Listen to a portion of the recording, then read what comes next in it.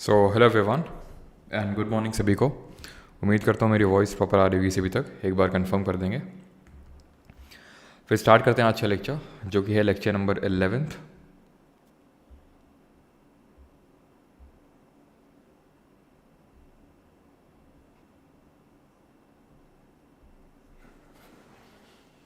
ओही हाँ, ओही वाला क्लास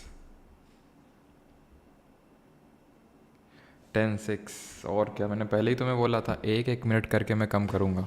याद है तुम्हें, मैंने बोला था 10 10 से 10 9 किया, फिर 8 किया, फिर 7 किया, आज 6 कर दिया। ठीक है, कल 10-5। चलो भाई, तो स्टार्ट करते हैं। और स्क्रीन वगैरह सारी चीज़ें दिख रही हैं सभी को? गुड मॉर्निंग ऑल, ओके ठीक है। हाँ, आज मैं लेट हो गया सर शायद। चलो भाई, तो स्टार्ट करते हैं वही वाला लेक्चर, यानी lecture number 11th। And let us start. The very first question, which of the following countries does not share a land boundary with India? निम्नलिखित में से कौन सा देश भारत के साथ भूमि सीमा साझा नहीं करता है? तो चलिए स्टार्ट करते हैं और देखते हैं इंडिया की बाउंड्री। बाउंड्री दो तरह की हो सकती है, हो तो सकती है लेकिन, और इंडिया की है भी। कौन कौन सी दो टाइप्स की बाउंड्रीज? एक तो लैंड बाउंड्री और दूसरी होती है कोस्टल बाउंड्री। यानी कि लैंड मतलब ज़मीनी, जो हम बोल सकते हैं ज़मीन में कितना बाउंड्री शेयर हो रहा है, इंटरनेशनल बाउंड्री। और कोस्टल मतलब इसको बोलते हैं तटीय सीमा। ये जो पर्टिकुलर मैप अपने फिगर में आप देख पा रहे हैं, जो इस फिगर में दोनों टाइप्स की बाउंड्रीज यहाँ पे डिनोटेड हैं।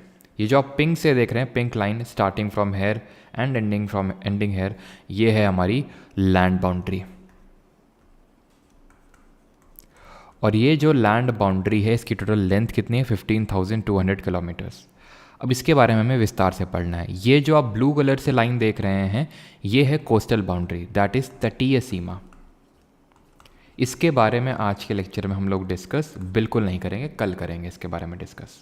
ठीक है, इसकी टोटल लेंथ वगैरह वैसे तो यहाँ पे लिखी हुई है, लेकिन मुझे फिर समझाना पड़ेगा 7516 कैसी, 6100 कैसी है। अभी के लिए छोड़िए, कल फिर से ही मैं मैप लगाऊंगा और फिर से हम कोस्टल बाउंड्री देखेंगे। लेकिन अभी इस पर्टिकुलर लेक्चर में हम फोकस करेंगे लैंड बाउंड्री में। लैंड बाउंड्री इंडिया टोटल कितने कंट्रीज़ के साथ बनाता है? तो टोटल 7 कंट्रीज़ हैं। 7 देश ऐसे हैं पूरे विश्व में जिनके साथ हम लैंड बाउंड्री शेयर करते हैं। और उसको याद करने की ट्रिक आई होप आप में से काफ़ी लोगों को पता होगी, नहीं पता है तो इस तरह से याद कर लीजिए। बचपन में MBA, जो कि आपको बचपन से ही पढ़ा दिया जाता है, बचपन में MBA। जहाँ B से है बांग्लादेश, CH से है चाइना, P से है पाकिस्तान, N से है नेपाल, M से है म्यांमार,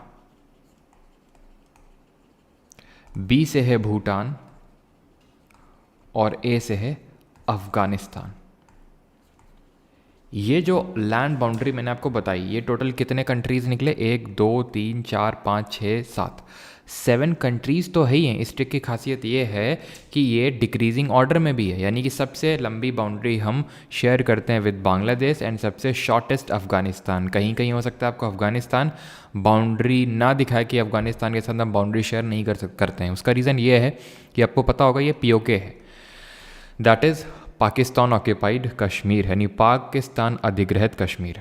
ये बाउंड्री शेयर करता है अफ़गानिस्तान के साथ। ठीक है, अब क्योंकि कहीं कहीं पे इसी वजह से, क्योंकि डिस्प्यूटेड रीजन है, इसलिए कहीं कहीं पे नहीं दिखाया जाता, बट इट इज़ POK, क्योंकि इंडिया का पार्ट है तो ऑब्वियस सी बात है हम अफ़गानिस्तान के साथ भी बाउंड्री शेयर करते हैं।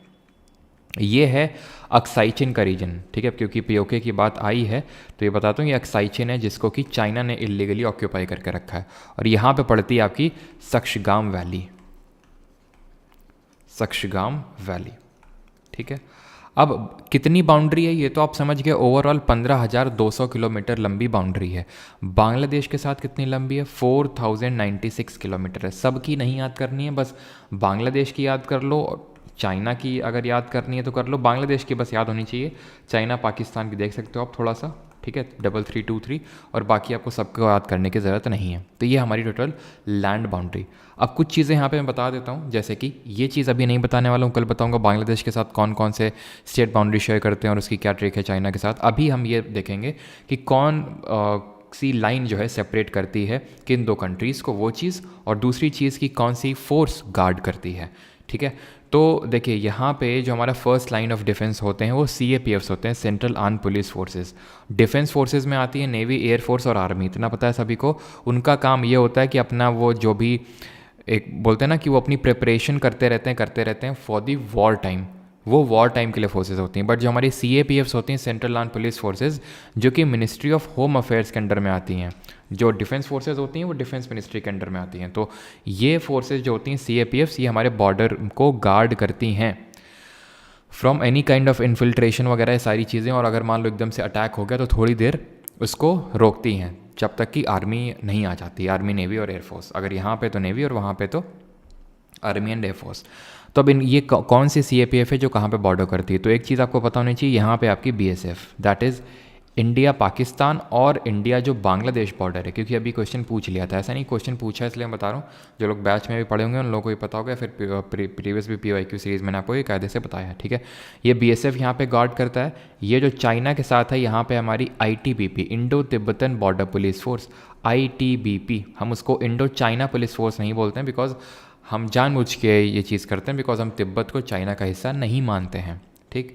ये यहाँ पे मैंने गलती से नेपाल का दिखा दिया, बल्कि ये दिखाना चाहिए मुझे कि यहाँ पे आपका तिब्बत है, ठीक है। ये जो पूरा तिब्बत है यहाँ पे, ये आपको पता है, ये नेपाल है, ये भूटान है। नेपाल और भूटान जो कि हमारे यूजुअली पीसफुल बॉर्डर्स माने जाते हैं, यहाँ पे सशस्त्र सीमा बल दैट इज़ SSB गार्ड करते हैं इन बॉर्डर्स को। अब हमारी कौन सी CAPFs बच गई? एक तो CISF बच गई है और एक CRPF बच गई है। CRPF is the oldest and the largest CAPF। Assam rifle को हम कई बार CAPF बोल देते हैं, yes it is a CAPF, लेकिन उसके जो ऑपरेशनल जो चीज़ें होती हैं वो मिनिस्ट्री ऑफ डिफेंस के अंडर में आती हैं। CRPF से भी पुरानी असम राइफल्स है, ठीक है। CISF क्या करती है? इंडस्ट्रियल जो इस्टेब्लिशमेंट होते हैं उनको गार्ड करती है, और CRPF जो इंटरनल डिस्टर्बेंस, राइट, कहीं दंगे वगैरह हो जाते हैं तो CRPF उसको वो करती है, ठीक है।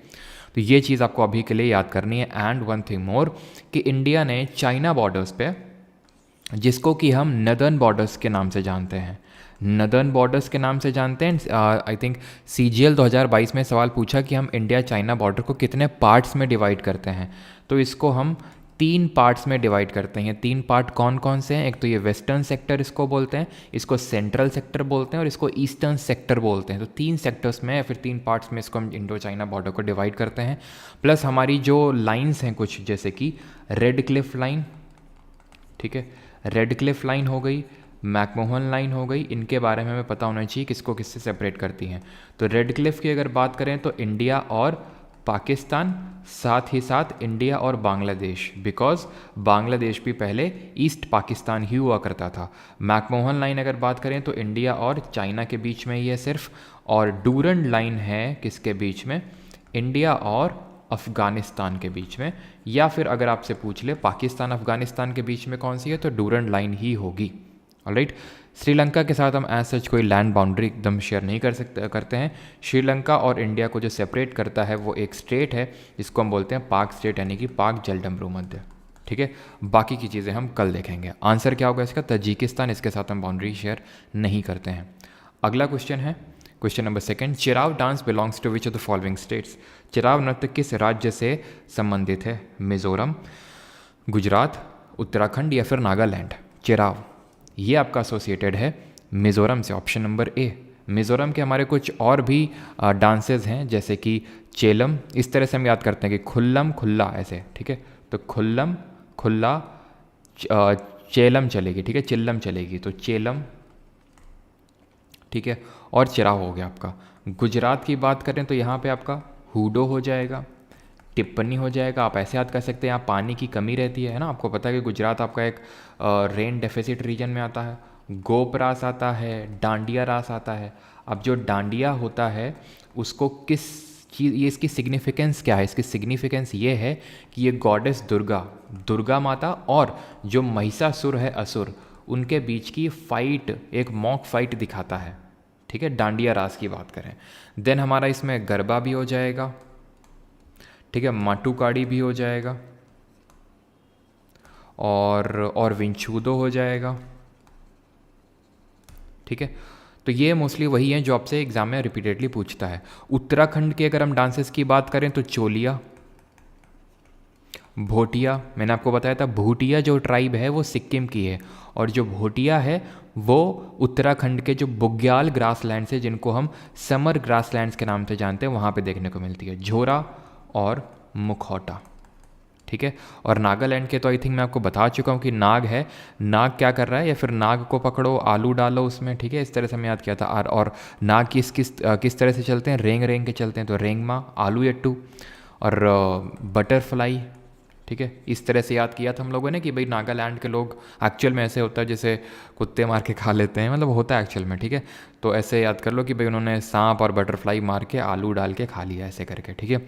मोटसे हो गया आपका, चंगई हो गया, ये सब कहाँ के हैं, ये सब हैं आपके नागालैंड के।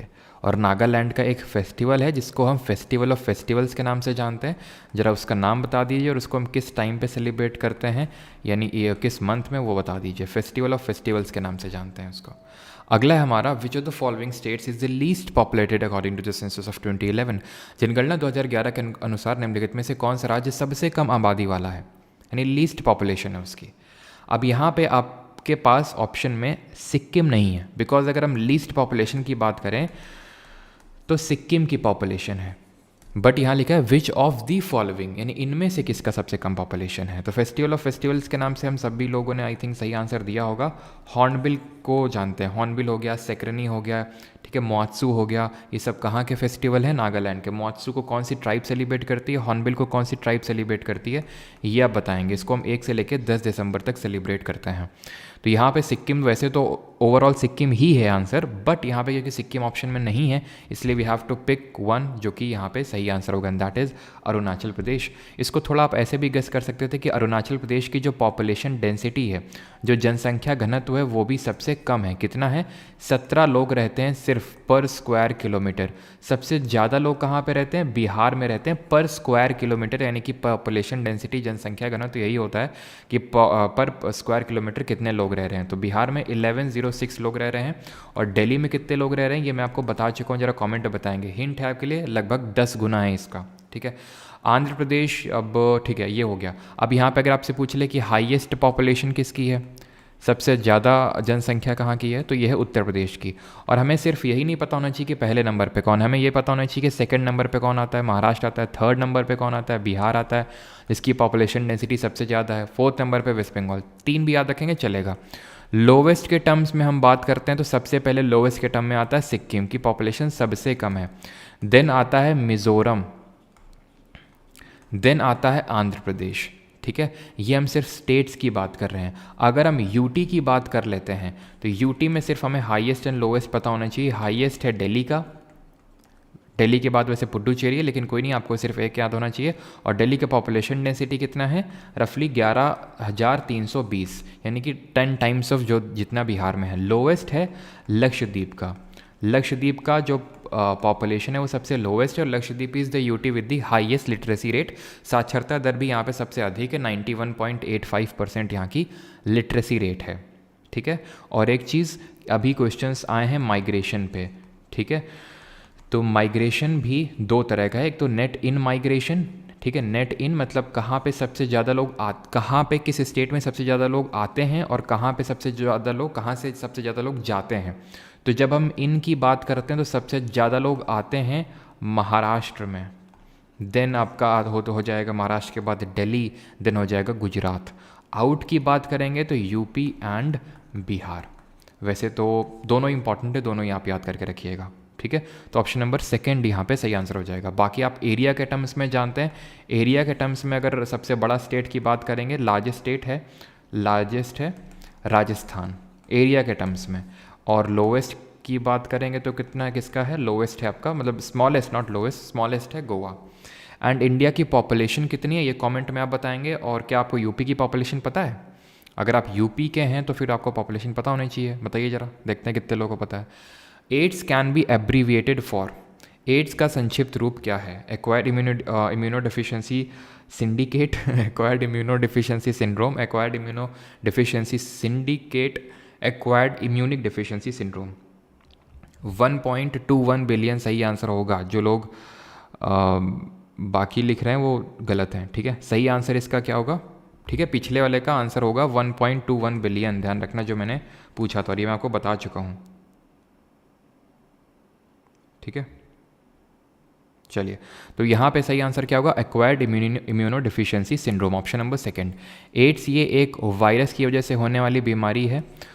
वायरस ये कौन सा है, HIV, इसका फुल फॉर्म क्या है, ह्यूमन इम्यूनो डिफिशियंसी सिंड्रोम। ये क्या करता है, इम्यूनिटी को कम कर देता है। एज सच खुद ये ज़्यादा कुछ बॉडी में कुछ वो नहीं करता है, ये क्या करता है, इम्यूनिटी इतनी कम कर देता है कि तुमको अगर हल्का सा जुकाम भी होगा तो भी बहुत मतलब डेथ तक के चांसेस रहते हैं इसमें। ठीक है, और अभी तक इसका पूरी तरह से क्योर अभी तक नहीं हुआ है। और अभी रिसेंट में न्यूज़ भी थी कि नॉर्थ ईस्ट का, आई थिंक मिज़ोरम या मणिपुर में, आई एम नॉट श्योर, बहुत सारी HIV की मतलब एड्स की डेथ हुई है अभी रिसेंट में, स्टूडेंट्स की वो भी। ठीक है, तो ये एक सेक्सुअली ट्रांसमिटेड डिजीज़ है। ठीक है, सेक्सुअली ट्रांसमिटेड डिजीज़ है, ब्लड ट्रांसफ्यूजन से भी फैलता है। और इसी वजह से मतलब बोला जाता है कि जब आप शेविंग करवाने जाते हैं या फिर आप बाल कटवाने जाते हैं तो जो छुरा यूज़ होता है उसमें ब्लेड चेंज करवा लेना चाहिए। ठीक है, अगर एड्स इन्फेक्टेड पर्सन को लग गया और आपको भी लग गया तो बहुत चांसेस है कि आपको हो सकता है, एंड इट इज़ जैसे होता है नॉन क्योरेबल। ठीक है, और एड्स की बात करें, एड्स डे कब हम सेलिब्रेट करते हैं, इसके लिए डे है 1 दिसंबर को। इसके लिए जो टेस्ट होता है वो होता है आपका एलिसा टेस्ट, लिख क्यों नहीं रहा ये, ठीक है, एलिसा टेस्ट होता है आपका, एलिसा टेस्ट। वैसे तो इसका फुल फॉर्म पूछता नहीं है कभी, लेकिन अगर पूछ ले, ठीक है, तो मैं बता देता हूँ, लिख नहीं रहा हूँ यहाँ पे क्योंकि बड़ा लंबा सा है। एंजाइम लिंक्ड इम्यूनोसॉर्बेंट एसे, ठीक है, ये ऐसे है ऐसे, और ये यहाँ पे लिख देता हूँ ये इम्यूनोसॉर्बेंट है। ठीक है, एंजाइम लिंक्ड इम्यूनोसॉर्बेंट, हाँ इम्यूनोसॉर्बेंट एसे। ठीक है, इम्यूनोसॉर्बेंट, जो नोट्स बना रहे हैं वो पूरा लिखेंगे इसमें। ठीक, अब हम यहाँ पे देख लेते हैं वायरस की वजह से होने वाली और कौन कौन सी डिजीजेज हैं। ठीक है, वायरस की वजह से और कौन कौन सी डिजीज़ होती हैं, तो जैसे हमारी इन्फ्लुएंजा होती है। ठीक है, चिकन पॉक्स, एक सेकेंड,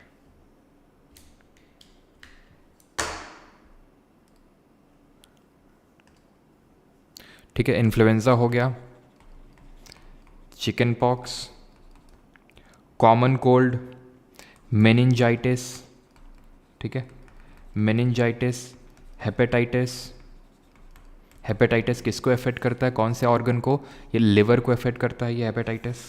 ठीक है, तो ये हमारी कुछ हैं जो कि किसकी वजह से, और कोविड-19 तो आपको पता ही है।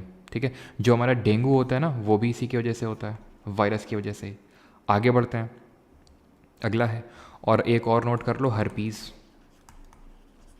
अगला है हमारा micro credit is delivered through. Micro credit क्या होता है, माइक्रो क्रेडिट होता है, माइक्रो का मतलब छोटा, क्रेडिट का मतलब जो लोन मिलता है, जो छोटा लोन मिलता है। किस क्रेडिट को, किस लोन को हम माइक्रो क्रेडिट बोलते हैं, वो लोन, वो क्रेडिट जिसकी value less than 1 lakh rupees होती है। ये चीज़ आपको समझ में आई।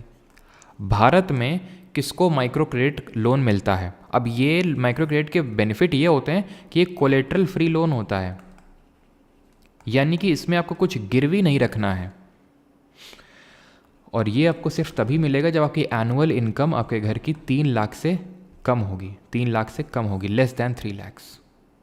माइक्रो क्रेडिट का जन्म होता है हमारे पड़ोसी देश बांग्लादेश में, और इसके फादर कहे जाते हैं बांग्लादेशी ही एक, जिनका नाम है मोहम्मद यूनिस।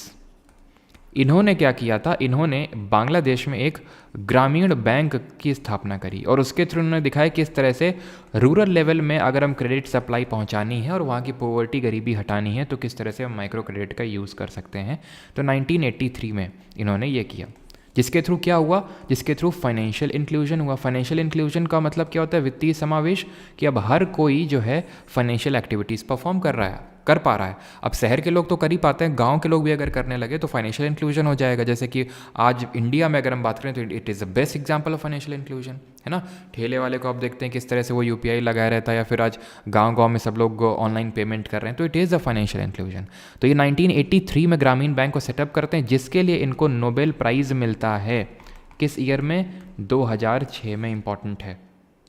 इंडिया में कब आता है ये, तो इंडिया में सबसे पहला जो किस फॉर्म में आया, तो ध्यान रखना सबसे पहले तो ये कोऑपरेटिव्स के फॉर्म में आया था इंडिया में। ठीक है, ये ध्यान रखना, ये तो मैं दूसरे कलर से लिखता हूँ इस चीज़ को यहाँ पे। इन इंडिया, भारत में बात कर रहा हूँ, ये क्वेश्चन पूछा जा चुका है कि सबसे पहले किस फॉर्म में आया, तो कोऑपरेटिव्स के फॉर्म में आया। लेकिन सबसे पहला इंस्टीट्यूशन अगर हम सेटअप बात करें तो वो सेल्फ हेल्प ग्रुप था, स्वयं सहायता समूह। तो पहला जो SHG सेटअप हुआ था वो था self employed women's association, that is सेवा। ये हुआ था इन द ईयर 1972, 1972 में। ठीक, यहाँ पे माइक्रो क्रेडिट जो भारत में, वो ऐसा नहीं सेल्फ हेल्प ग्रुप ही देते हैं, कोई भी जो 1 लाख से कम का लोन दे रहा है कोई भी दे सकता है। और 3 लाख से अगर जिसको लेना है एनुअल इनकम कम होनी चाहिए, चाहे वो शेड्यूल्ड कॉमर्शियल बैंक्स हों, चाहे कोऑपरेटिव्स हों, चाहे NBFCs हों, सब दे सकते हैं।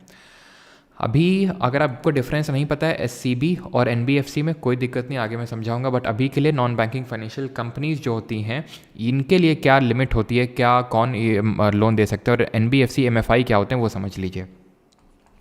NBFC that is non banking financial companies, जिनके पास पूरे तरह के सारे राइट्स नहीं होते हैं, अधिकार नहीं होते हैं जो एक नॉर्मल बैंक को होते हैं। ये लोग क्या हैं, कई सारे लिमिटेशंस होते हैं जो अभी नहीं बता रहा हूँ, जैसे कि डिमांड डिपॉजिट एक्सेप्ट नहीं कर सकते हैं, लेकिन उसके लिए मुझे डिमांड डिपॉजिट पहले समझाना पड़ेगा जो आपको अभी नहीं पता है। तो अभी के लिए बस इतना याद रखिए कि एक मालेगाम कमेटी बनी थी सन 2010 में, 2011 में रिकमेंडेशंस वगैरह इसने कमेटी ने दिए थे। तो मालेगाम कमेटी जो 2010 में बनी थी, उसने बोला था ये सेटअप होने चाहिए। तो RBI की गाइडलाइंस निकली और उसने ये बोला अगर किसी NBFC को MFI बनना है, माइक्रो फाइनेंस इंस्टीट्यूशन, तो उसका जो 75% ऑफ एसेट है, एसेट क्या होता है किसी बैंक का, जो उसने लोन दे रखा है वो उसके लिए एसेट होता है, वो 75% ऑफ एसेट माइक्रो क्रेडिट के फॉर्म में होना चाहिए, माइक्रो क्रेडिट के फॉर्म में। और अगर एक बार आपको मिल गया, काफ़ी लोगों को कन्फ्यूजन होता है, क्लियर कर देता हूँ, या फिर अगर नहीं है तो आगे हो सकता है कहीं पे आप MCQ इधर उधर से अटैम्प्ट करेंगे तो हो जाएगा कि 75% कहीं कहीं लिखा मिलेगा और कहीं कहीं 85%। अंतर ये कि 75% आपका माइक्रो क्रेडिट में होना चाहिए, तो आपको लोन, तो आपको टैग मिलेगा, लाइसेंस मिलेगा NBFC MFI का। और अगर एक बार मिल गया तो आपको इतना मेंटेन करके रखना है, you have to maintain not less than 85% of your net assets as qualifying assets और as assets which are in the form of micro credit. ठीक है, तो ये आपको मेंटेन करके रखना हुआ 85%। अभी के लिए सिर्फ इतना ही, आगे बढ़ते हैं। Which of the following is a sea port of Goa, निम्नलिखित में से कौन सा गोवा का बंदरगाह है। अब ये मैंने क्वेश्चन जानबूझ के रखा है सो दैट मैं तुमसे कुछ क्वेश्चन पूछ सकूं जो मैंने आपको कल पढ़ाया था। कल हम लोगों ने देखा था सारे पोर्ट्स। अब अपने आप से आंख बंद करके ऑनेस्टली सारी चीज़ें रिकॉल करो जो मैंने पढ़ाया था, और वो सारी ही चीज़ें थी, कुछ मैंने छोड़ा नहीं था। पोर्ट मैंने पहले बताया था कि 2 तरह के होते हैं बंदरगाह, कौन कौन से, एक मेजर होते हैं और एक माइनर होते हैं, मुख्य और लघु। ये कितने होते हैं, ये कितने होते हैं, रिकॉल करिए, मेजर कितने होते हैं, माइनर कितने होते हैं। अब गोवा का पूछ रहा है, और गोवा का जो ये पोर्ट है वो किस ईस्चुरी में है, ज्वार बदोन्मुख किस नदी के ईस्चुरी में, ये आप बताएंगे। कोची ये कहाँ पे है, ये केरल में है, और इसको किस नाम से जानते हैं, इसको हम जानते हैं क्वीन ऑफ अरेबियन सी, अरब सागर की रानी के नाम से जानते हैं। ये कल बताई थी सारी मैंने चीज़ें। मोरमोगाव इसका सही आंसर होगा, जो कि जुआरी जो नदी है, मैंने आपको बताया था कि गोवा में 2 नदियां हैं प्रोमिनेंट, जो वेस्ट की तरफ पश्चिम की ओर बहती हैं, वो हैं मंडोवी और जुआरी। जुआरी के ईस्चुरी में है। ईस्चुरी क्या होता है, कोई नदी यहाँ पे जब पूर्व की तरफ बहती है तो डेल्टा बनाती है, क्योंकि बहुत सारा सेडिमेंट इकट्ठा करती है। यहाँ क्योंकि जो वेस्टर्न हमारी कोस्टल प्लेन है म्यूटिलेटेड है, म्यूटिलेटेड इन दी सेंस कि बहुत यहाँ पे विस्तार नहीं है, जिसकी वजह से, और ये नदी उतना सेडिमेंट भी कैरी नहीं करती हैं क्योंकि बहुत छोटा रास्ता होता है, तो इसलिए ये लोग यहाँ पे ईस्चुरी बनाती हैं, ज्वार बदोन्मुख, यानी हमें प्रॉपर सेडिमेंट का डिपोजिशन दिखता नहीं है। मैंगलोर ये कहाँ पे है, ये पोर्ट कर्नाटक में है, और मुंबई पोर्ट तो ऑब्वियस सी बात है महाराष्ट्र में है। ठीक है, और मुंबई ध्यान रखना सबसे बड़ी हमारी एक मेट्रोपॉलिटन सिटी हम बोल सकते हैं इसको। ठीक है, मेजर जो पोर्ट हैं टोटल 13 हैं, और माइनर 200 पोर्ट हैं। ठीक है, जो SSC मानता है वही हमें याद करना है। फिर मैं आपसे कुछ क्वेश्चन पूछता हूँ, जरा बताएंगे कि which is the deepest land locked port. कल ही हम लोगों ने क्वेश्चन देखा था, डीपेस्ट लैंड लॉक्ड पोर्ट कौन सा है। ठीक है, लार्जेस्ट कंटेनर पोर्ट कौन सा है, largest container port, and first major, first भी और ओनली भी है, मेजर कॉरपोरेटाइज्ड पोर्ट, ये कौन सा है। तो डीपेस्ट लैंड लॉक्ड की बात करेंगे तो ये विशाखापट्टनम है, विशाखापट्टनम। लार्जेस्ट कंटेनर की बात करेंगे that is Mumbai, sorry JNPT, that is Jawaharlal Nehru port trust, जिसको नावा शेवा के नाम से जानते हैं। और एक चीज़ मुझे आप लोगों से बोलनी थी, एंड दैट इज़ कई बार ऐसा होता है जैसे कि मैं कुछ और बोल देता हूँ, मेरे दिमाग में कुछ और चल रहा होता है, ठीक है, क्योंकि आप देखते हैं कि जैसे 20 क्वेश्चन होते हैं और उसमें ढेरों फैक्ट्स होते हैं, तकरीबन मेरे हिसाब से 200 लगभग फैक्ट्स होते होंगे, 200 प्लस फैक्ट्स होते होंगे। कभी अगर कुछ ऐसा हो जाता है कि मेरे मुंह से कुछ निकल जाता है, जैसे कल बख्तियार खिलजी की जगह जलालुद्दीन खिलजी निकल गया, जबकि मैं बात रिपीट करता रहता हूँ कि भाई ये मिस्टेक आपको नहीं करनी है, कि भाई जलालुद्दीन खिलजी अलग था, बख्तियार खिलजी अलग था। बख्तियार खिलजी कुतुबुद्दीन ऐबक का एक स्लेव था जिसने कि नालंदा को डिस्ट्रॉय किया था। जो जलालुद्दीन खिलजी था वो अलाउद्दीन खिलजी का ससुर बोल सकते हैं वो था, और उसने खिलजी डायनेस्टी को सेटअप किया था। तो कल मेरे मुंह से गलती से वो निकल गया था। तो प्लीज़ हाथ जोड़ के आपसे विनती है कि जब मैं क्लास में, अभी तो रेगुलर तो कमेंट में देख नहीं सकता हूँ, तो लास्ट में प्लीज़ मुझे एक बार, अगर आपको कुछ डाउट भी होता है तो बता दिया करिए, कुछ भी डाउट होता है, तभी मैं वहाँ पे आपसे कुछ हंसी मजाक करने के लिए नहीं रुकता हूँ, इसीलिए रुकता हूँ किसी का अगर कुछ डाउट है तो उसी बीच में आ जाए, सो दैट अगर वो डाउट को यहीं पर रिजॉल्व कर लें, ठीक है, ये बहुत इंपॉर्टेंट हो जाता है, ठीक। तो लार्जेस्ट कंटेनर पोर्ट आपका JNPT, जिसको नावा शेवा के नाम से जानते हैं। फर्स्ट मेजर कॉर्पोरेटाइज्ड जो पोर्ट है दैट इज़ कॉर्पोरेट्स के हाथ में है, दैट इज़ एन्नोर पोर्ट, जिसको कि हम कामराजर पोर्ट के नाम से जानते हैं, जो कहाँ है, तमिलनाडु में। तमिलनाडु में टोटल 3 मेजर पोर्ट हैं। Which of the following fort, कौन सा किला was built by Raja Rai Singh, not Jai Singh, Raja Rai Singh in 1588? Amer fort, Junagarh fort, Kumbhal fort या फिर सोनार का किला, किसने बनवाया था? तो आमेर फोर्ट राजा मान सिंह, ठीक है, ये बनवाया था राजा मान सिंह जी ने। ये सब कहाँ है? राजस्थान में है, ठीक है। और सोनार किला जिसको कि किला जैसलमेर का किला भी बोलते हैं, ध्यान रखना, इसको जैसलमेर फोर्ट के नाम से भी जानते हैं। ये बनवाया था राजा जैसल ने, राजा जैसल थे, उन्होंने बनवाया था, नाम में ही है जैसल, ठीक है। कुंभलगढ़ की बात करें तो ये राणा कुंभा जी ने बनवाया था, उदयपुर में है ये, राणा कुंभा में है, उदयपुर में। और ये बात हो रही यहाँ पे जूनागढ़ फोर्ट, ऑप्शन नंबर 2 यहाँ पे सही आंसर होगा, 1588 Junagarh fort was build by Raja Rai Singh in 1588, ठीक। अगला क्वेश्चन है, at the time of independence the variety of industries was very narrow and largely confined to which of the following? Cotton, textile और jute.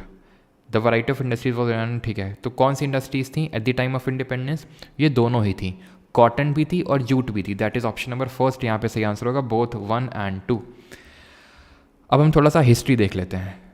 सबसे पहले जो सेटअप हुई थी इंडिया में वो कॉटन मिल थी। कॉटन मिल कब सेटअप हुई थी? सन 1818 में। कहाँ पे हुई थी? फोर्ट ग्लॉस्टर में। चल नहीं पाई, इसकी वजह से सेकंड कॉटन मिल जो सेटअप हुई परमानेंट, अगर हम बात करें, ये 1854 में हुई, 1854 में। कहाँ? केजीएन में, केजीएन दरबार में, ठीक है।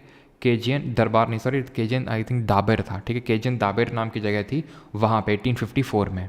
और इसका नाम क्या था? इसका नाम था बॉम्बे, मतलब बॉम्बे में पड़ती है जगह, Bombay spinning and weaving machine, spinning and weaving machine, ये इसका नाम था। अब आती है जूट मिल की बारी। जूट का टॉप मोस्ट प्रोड्यूसर कौन है? इंडिया है। सबसे टॉप मोस्ट एक्सपोर्टर, निर्यातक कौन है? बांग्लादेश है। सबसे टॉप मोस्ट इंडिया में कौन सा स्टेट है? वो वेस्ट बंगाल है। तो वेस्ट बंगाल के ही रिसरा में इसको सेटअप किया गया। ये भी कहाँ पे हुआ था? ये पहले कैलकाटा में पड़ता है, ये फोर्ट ग्लॉस्टर, ठीक है। रिसरा वेस्ट बंगाल में हुआ था। और कौन सी मिल थी? ये एक्लैंड मिल थी, जो यहाँ पे सेटअप हुई थी 1855 में, 1855 में।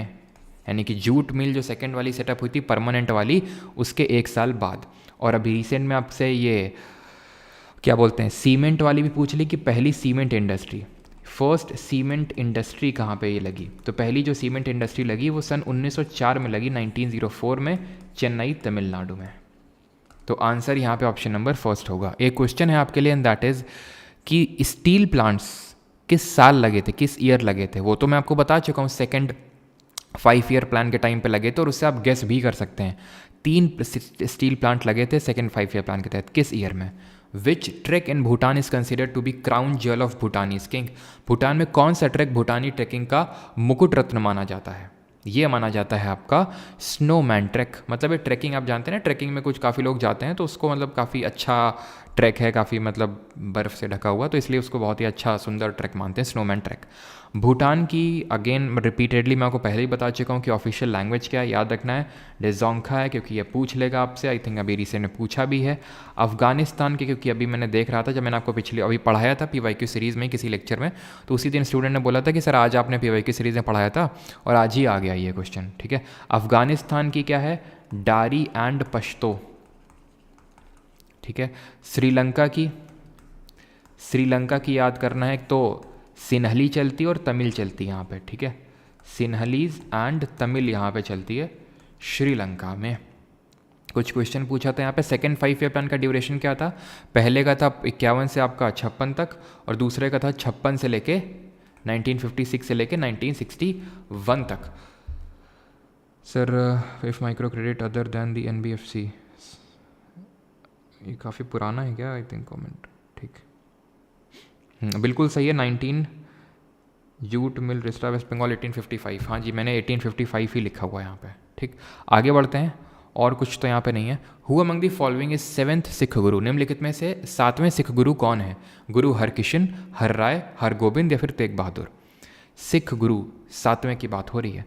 अब हम एक एक करके देख लेते हैं, वैसे हम पहले भी देख चुके हैं, ठीक है, सारी चीज़ें हमारी रिवाइज हो जाएंगी। तो पहले सिख गुरु कौन थे, गुरु नानक देव जी, दूसरे गुरु अंगद जी, तीसरे गुरु अमरदास जी, चौथे गुरु रामदास जी, पांचवें गुरु अर्जन देव जी, और गुरु अर्जन देव जी ने ही आदि ग्रंथ को कंपोज किया था, जिसको कि हम गुरु ग्रंथ साहिब के नाम से जानते हैं। गुरु नानक जी ने लंगर की जो व्यवस्था आप जानते हैं, ठीक है, बहुत अच्छी जो प्रथा है, वो गुरु नानक देव जी ने ही स्टार्ट करी थी, ठीक। और यहाँ तक कि जो आपका गोल्डन टेम्पल है अमृतसर का, वो भी बनवाना गुरु अर्जन देव जी ने ही स्टार्ट किया था, जिसमें कि गोल्ड प्लेटिंग किसने करवाई थी, महाराजा रंजीत सिंह, जिनके बारे में जब एंग्लो सिख एम्पायर वॉर के बारे में पढ़ेंगे तो वहाँ पे देखेंगे। 6th हमारे सिख गुरु थे। और एक चीज़, गुरु अर्जन देव जी की हत्या करवाई थी जहांगीर ने। क्यों करवाई थी, क्योंकि गुरु अर्जन देव जी ने शरण दी थी जहांगीर के जो रेबेलियस सन था, उसका नाम था खुसरो। तो खुसरो को इन्होंने शरण दे दी थी, जिसकी वजह से जहांगीर ने चिढ़ के इनकी जो है हत्या करवा दी थी। 6वें थे हमारे गुरु हरगोबिंद सिंह जी, जिन्होंने अकाल तख्त की स्थापना करवाई थी अमृतसर में। अकाल तख्त की स्थापना करवाई थी इन्होंने, ठीक है। और ये 6वें सिख गुरु थे। गुरु हर राय जी हमारे 7th सिख गुरु हैं। तो यहाँ पे सही आंसर क्या होगा, ऑप्शन नंबर 2। 8वें हमारे गुरु हरकिशन जी, 9वें गुरु तेग बहादुर, और इनकी हत्या करवाई थी औरंगज़ेब। मैंने आपको पहले ही बताया था क्यों, क्योंकि उन्होंने जो जबरन धर्म परिवर्तन हो रहा था कश्मीरी पंडितों का, उसको रोक लिया था गुरु तेग बहादुर। तो औरंगज़ेब ने इनकी हत्या करवा दी थी दिल्ली में। और आखिरी थे हमारे गुरु गोबिंद सिंह, जिन्होंने खालसा पंथ की स्थापना करी थी। और यहाँ पे मैंने आपको क्या पढ़ाया था, यही क्वेश्चन था कि खालसा पंथ के इस्टेब्लिशमेंट को सेलिब्रेट करने के लिए कौन सा फेस्टिवल सेलिब्रेट करती है जो हमारे सिख कम्युनिटी है। तो वो कौन सा था, बैसाखी का फेस्टिवल, ठीक है। जो बैसाखी सेलिब्रेट की जाती है वो खालसा पंथ क्योंकि इसी दिन बना था, इसीलिए इसको किया जाता है, ठीक है। तो ये, और होला मोहल्ला कब किया जाता है, तो होली के टाइम पे किया जाता है, ये भी पंजाब में ही होता है फेस्टिवल। तो ऑप्शन नंबर 2 यहाँ पे सही आंसर होगा। अगला, इन दी रेफरेंस ऑफ द दिल्ली सल्तनत what was the group of 40। Delhi सल्तनत के संदर्भ में 40 का समूह क्या था, group of 40। They were 40 Banjara leaders who transferred military supplies in times of war. They were mostly powerful Turkish slaves of Iltutmish who took power in the interregnum following Sultan Razia's killing। तो हमें पता है सुल्तान रजिया कौन थी, इल्तुतमिश की बेटी थी, ठीक है। They were 40 Rajput nobles, no, ये यहाँ पे सही आंसर होगा ऑप्शन नंबर 2। अब समझिए ये कौन था, कैसे था हुआ। इल्तुतमिश जो था, अभी मैंने आपको कल किसके बारे में पढ़ाया था, कुतुबुद्दीन ऐबक के बारे में, रिवाइज कर लें। दिल्ली सल्तनत का फाउंडर था, उसमें जो पहली डायनेस्टी थी स्लेव डायनेस्टी, जिसको मामलुक डायनेस्टी के नाम से जानते हैं, उसका फाउंडर था। वो 4 साल तक थ्रोन पे बैठा था, 1206 से लेके 1210 तक। उसको हम डिफरेंट नाम से जानते हैं। पहली बात तो उसने किस किस चीज़ को बनवाया था, कुतुब मीनार का कंस्ट्रक्शन स्टार्ट करवाया था कुतुबुद्दीन बख्तियार काकी के याद में। 2.5 दिन का झोपड़ा उसने अजमेर में बनवाया था, बट बगल में कुतुब मीनार के कुव्वतुल इस्लाम बनाया था। उसका गेटवे होता है अलाई दरवाज़ा, जिसको अलाउद्दीन खिलजी ने बनवाया था, और उसको लाख बख्श का टाइटल भी मिला था। आई एम नॉट श्योर कि मैंने आपको कल ये बात बताई थी कि नहीं, लेकिन फिर भी नहीं बताई थी तो अब याद कर लो, गिवर ऑफ लैक्स, दानी बोला गया उसको। लगता तो नहीं उसकी हरकतों से, 27 मंदिरों को तोड़ के हिंदू और जैन के मंदिरों को उसने कुव्वतुल इस्लाम बनाया, और वो चीज़ लिखी भी हुई, अगर आप जाएंगे वहाँ पे तो लाख बख्श का इसको टाइटल मिला हुआ था। और पोलो खेलते थे, इसकी डेथ हुई थी। अब इसके बाद इसका गुलाम और इसका दामाद आता है इल्तुतमिश, जो 1210 से लेके 1236, जिसने कि कुतुब मीनार का कंस्ट्रक्शन पूरा करवाया। और जरा बताइए कितनी हाइट थी। स्टोरेज कल मैंने आपको बताया था 5 स्टोरेज थे, 5 माले, और हाइट कितनी थी ये बताइए। तो ये इस टेन्योर तक सर्व किया इल्तुतमिश। कुछ इंपॉर्टेंट चीज़ें इसने करवाई, जैसे कि कुछ कॉइन्स यानी कि कुछ सिक्के इसने चलवाए। कौन कौन से? एक तो सिल्वर के और एक कॉपर के, चांदी के और तांबे के। तो सिल्वर टंका एंड कॉपर का जीतल, ये चलाया इसने। प्लस इसने तुर्काने चहलगानी, जो कि यहाँ पे लिखा हुआ, जिसको हम ग्रुप ऑफ 40 बोलते हैं, ठीक है, या इन शॉर्ट चहलगान भी बोलते हैं, ठीक है, तुर्काने चहलगानी, जिसको ग्रुप ऑफ 40 स्लेव्स बोलते हैं, इसको इसने बिठा के रखा हुआ था, इसको इंपॉर्टेंट मैटर्स में एडवाइज करने के लिए। ये जो चहलगानी है आगे इल्तुतमिश के जो सक्सेसर्स हैं वो डिसाइड करने में बड़ा एक इम्पॉर्टेंट रोल प्ले करने लगे। क्या इंपॉर्टेंट रोल प्ले करने लगे? और एक चीज़ इल्तुतमिश ने ध्यान रखना, इक्ता सिस्टम इंट्रोड्यूस किया था। ये इक्ता सिस्टम ही इसी तरह का कुछ सिस्टम 1576 में 1576 में अकबर लाता है मनसबदारी के रूप में। क्लियर? इस इक्ता को ख़त्म करता है अलाउद्दीन खिलजी। समझे आप? इक्ता होता क्या है? इक्ता होता है कि इसमें एक पार्ट ऑफ लैंड होगा, वो दे दिया जाएगा एक बंदे को, उसको बोला जाएगा इक्तेदार। वो उसको मैनेज करेगा, एक पर्टिकुलर ट्रूप लेके रखेगा। ट्रूप इन दी सेंस कि एक सोल्जर की टुकड़ी बना के रखेगा, जब उसको वॉर के टाइम पे यूज़ होगी तो वो उसको यूज़ करेगा इल्तुतमिश, उसको सपोर्ट करेंगे, तो उनको इक्तेदार बोला गया। तो इनको हटाया किसने था? अलाउद्दीन खिलजी ने। और ये तुर्काने चहलगानी है, इसको हटाया था बलबन ने।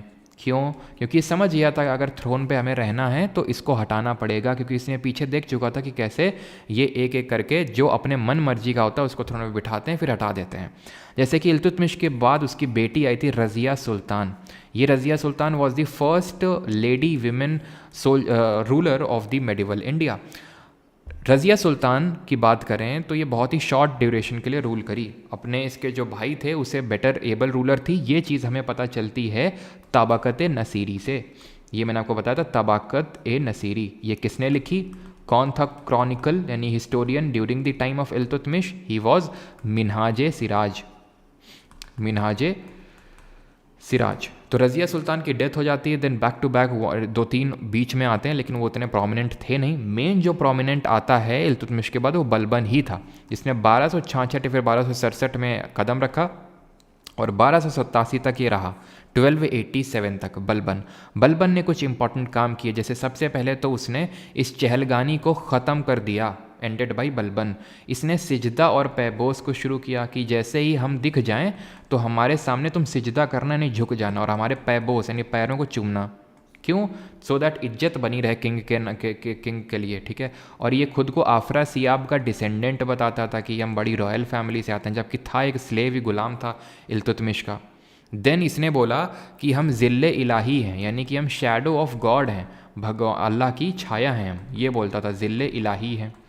प्लस बलबन ने कुछ और इम्पॉर्टेंट काम किए। इसने पॉलिसी ऑफ आयरन और ब्लड लाया, policy of iron and blood, यानी कि बहुत ही रूथलेस टाइप का ये रूलर था ये, ठीक है। और ये पर्शियन लिटरेचर का पैटर्न था, तो ध्यान रखना ये पर्शियन लिटरेचर को बड़ा पसंद करता था, ठीक है। और पर्शियन जो न्यू ईयर होता है नवरोज़, इसको इसने इंट्रोड्यूस किया था, नवरोज़, जिसको पटेटी के नाम से भी जानते हैं हम लोग, ठीक है। तो ऑप्शन नंबर 2 यहाँ पे सही आंसर होगा।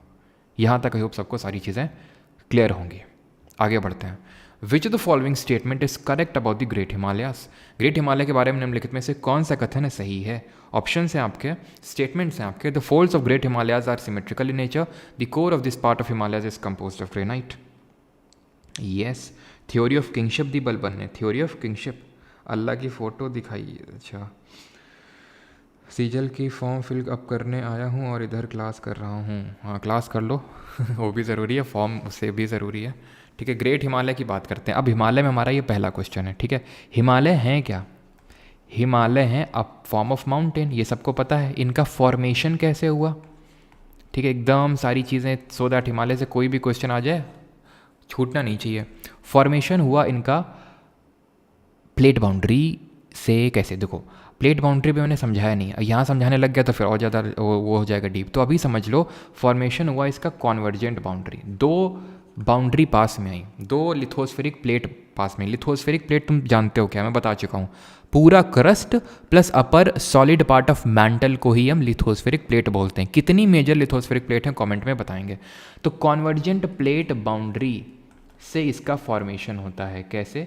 यहाँ पे था हमारा इंडो ऑस्ट्रेलियन प्लेट और यहाँ था यूरेशियन प्लेट।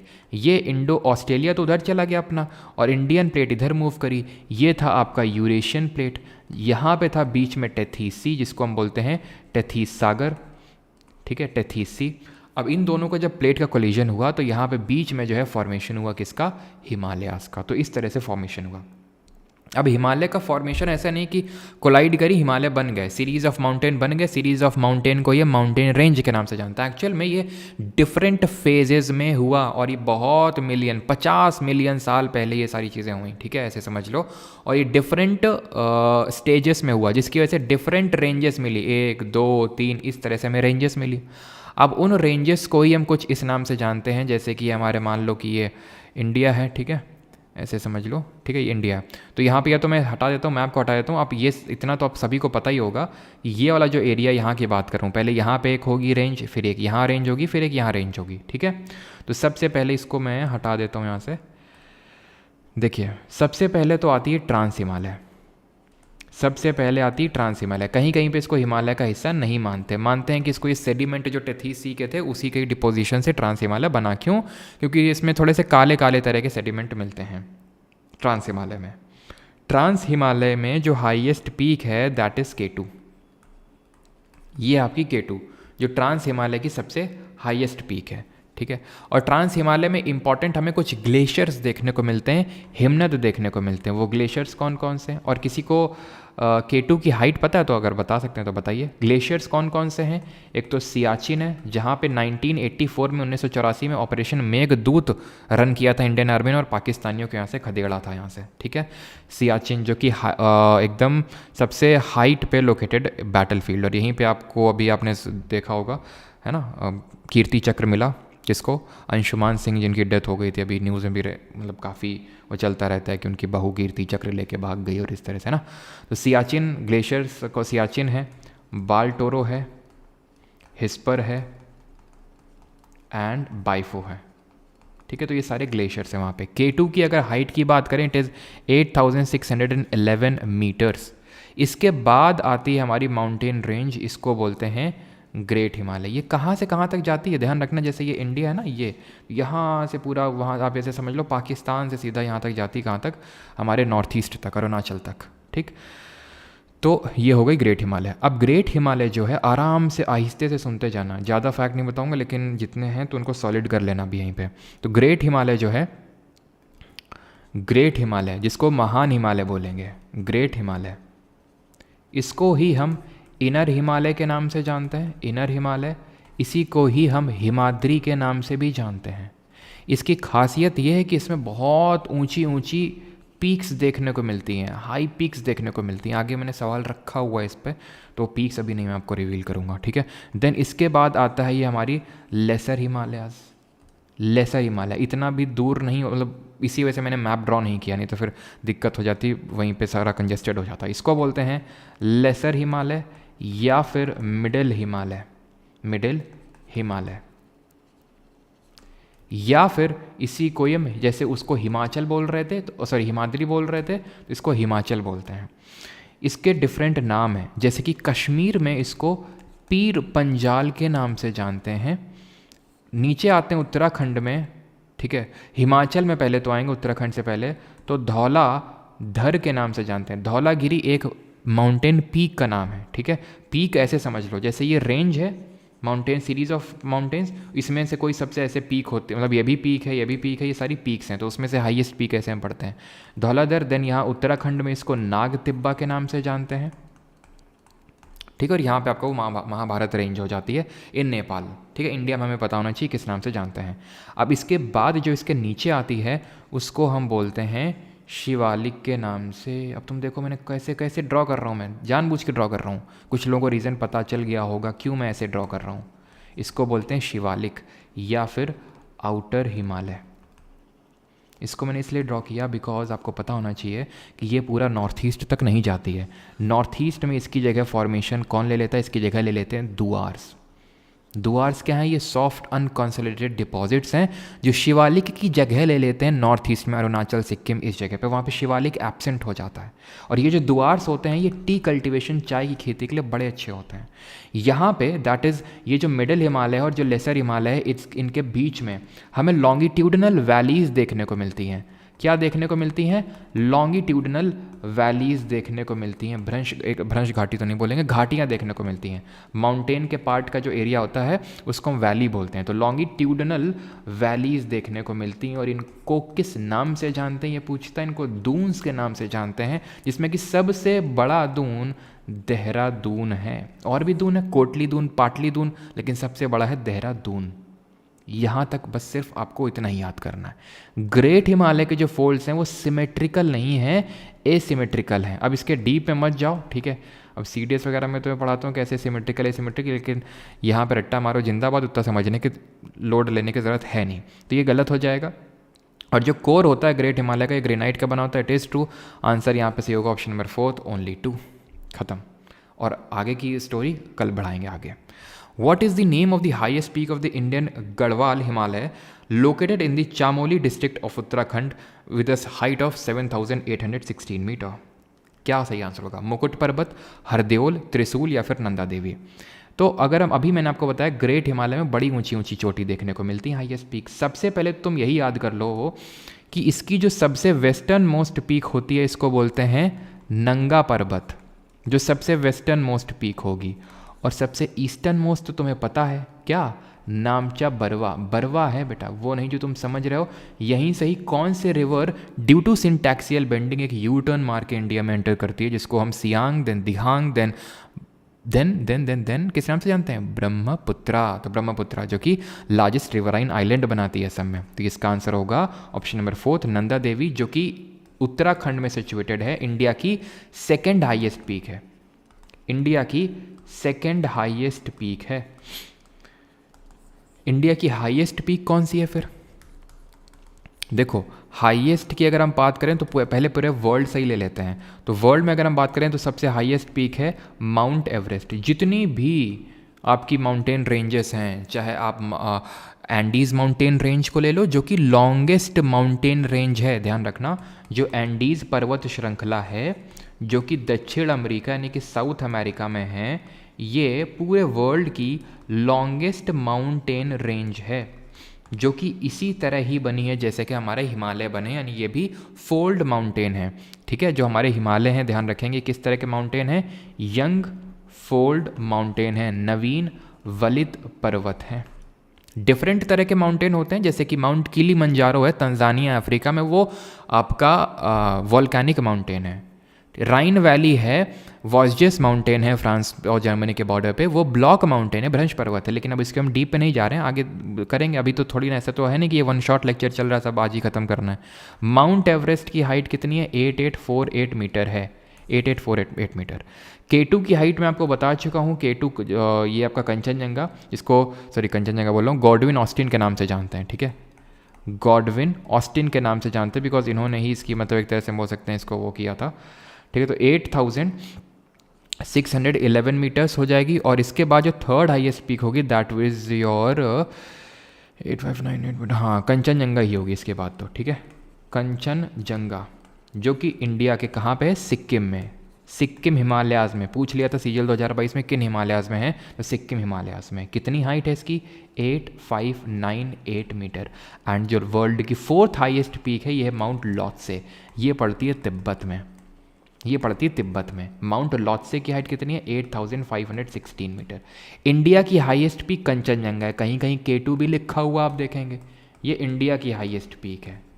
ठीक है, K2 इसलिए लिखा देखेंगे और कहीं नहीं लिखा देखेंगे बिकॉज K2 अगेन पूरी तरह से इंडिया में नहीं, और जो पार्ट है वो POK वाले हिस्से में, पाकिस्तान ऑक्यूपाइड कश्मीर में। तो इसलिए अगर दोनों ऑप्शन में होंगे तो K2 आप टिक करेंगे, और अगर K2 नहीं होगा तो फिर ऑब्वियस सी बात है कंचनजंगा ही टिक करेंगे। ठीक है, माउंट लॉत्से तिब्बत में फोर्थ हाईएस्ट पीक 8516, और नंदा देवी की कितनी है, 7816 मीटर।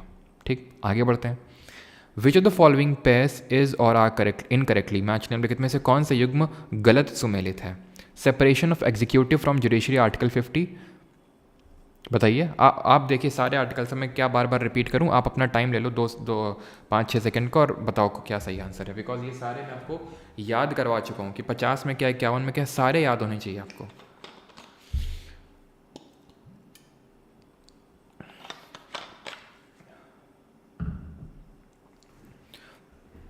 50 सही है आपका ये, ठीक है 50 वाला। 51 और 49 बताइए जल्दी से। 51 और 49 बता दीजिए, 49 में क्या है और 51 में क्या है। Article 40 organisation of the village panchayat and endow them with powers. Yes, panchayat का फॉर्मेशन 40 है ना, तो वो कहाँ गया, अच्छा यहाँ पे लिख दिया गया।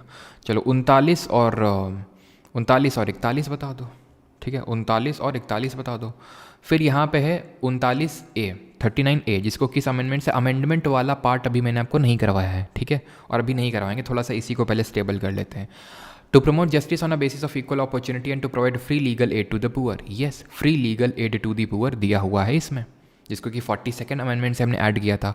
एग्रीकल्चर और एनिमल हस्बेंड्री 45 में नहीं है, बिकॉज 45 में तो मैंने आपको बताया था 86th अमेंडमेंट ऑफ 2002 से इसका सब्जेक्ट मैटर चेंज किया था, और हमने यहाँ पे ऐड किया था early childhood care.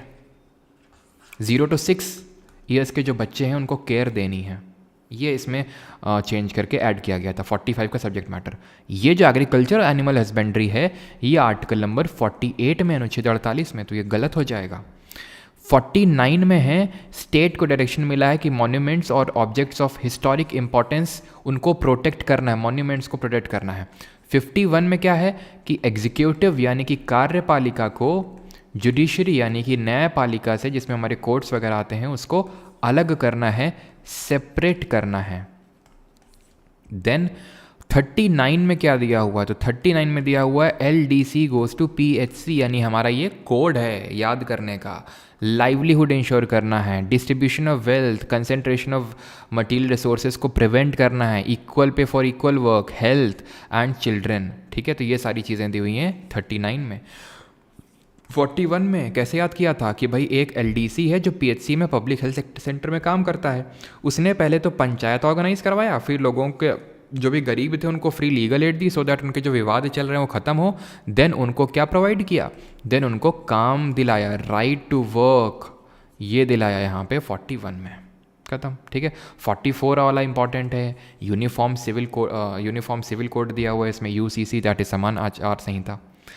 Consider the following statement about Pandita Ramabai. Pandita Ramabai के बारे में निम्नलिखित कथनों पर विचार करें और बताइए इनमें से कौन से सही हैं। ये ज़रूर पढ़ लिया करें जब भी स्टेटमेंट वाला क्वेश्चन है आप, क्योंकि आप इसके Tier 1 के बाद, बिकॉज आप सभी लोग क्वालिफाई करने वाले हैं, कॉन्ग्रेचुलेशन Tier 1, तो Tier 2 में आप बैठेंगे तो वहाँ पे आपसे स्टेटमेंट वाले क्वेश्चन आएंगे, जो कि हम निट्टो सीरीज़ में देखेंगे कि कैसे उनको टैकल करना है।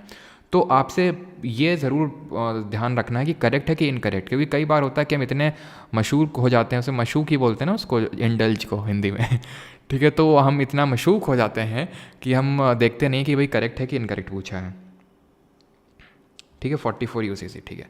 She was amongst the important women social reformers in Maharashtra. Yes, she was. अब निट्टो की तुम थोड़ा सा निट्टो समझो, देखो यहाँ पे, ठीक है। तो ये कि जिन लोगों ने सीखा होगा निट्टो में कि ये जनरलिस्टिक टाइप स्टेटमेंट होते हैं, नो डेटा नो फैक्ट, कोई किस तरह का नहीं है, तो फिर गलत होने का कहाँ चांस बनता है। वैसे ठीक है, गलत होने को तो ठीक है MP की जगह महाराष्ट्र कर सकता है, लेकिन आप जब धीरे धीरे करेंगे मेरे साथ तो पता चलेगा कि ये एफर्मेटिव टाइप के स्टेटमेंट्स होते हैं, जनरली सही होते हैं, ठीक है।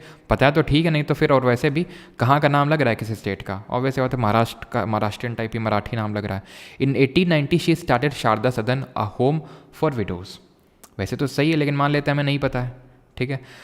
हर book titled Amar Jeevan is the first known autobiography written by Indian women, and this you know, कई बार बता चुका हूँ कि पहली autobiography by any Indian women was Amar Jeevan. It is true, but it was not written by Pandita Ramabai. ये किसने लिखा था, बंगाल की राज सुंदरी देवी ने। बंगाली में नाम भी देख सकते हैं अमर जीवन, और रिलेट भी कर सकते हैं, मराठी हैं और हम अमर जीवन थोड़ी ना लिखेंगे, बंगाली नाम है, राज सुंदरी देवी।